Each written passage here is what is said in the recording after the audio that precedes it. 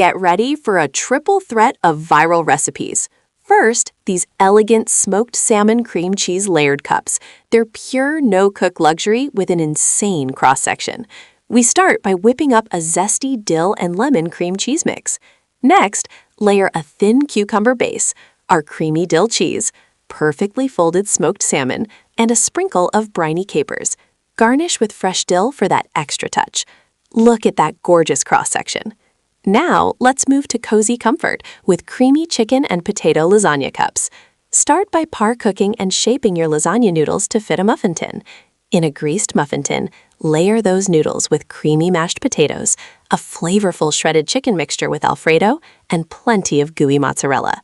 Repeat the layers for ultimate indulgence. Bake at 375 degrees Fahrenheit for about 20-25 minutes until golden and bubbly. Perfect portable comfort food. Time for a healthy treat that tastes anything but. Our no-bake healthy chocolate date roll cake is sugar-free and flourless. Blend pitted medjool dates, cocoa powder, walnuts, and a pinch of salt until a uniform dough forms. Press it flat onto parchment, sprinkle with coconut, then carefully roll it up tight.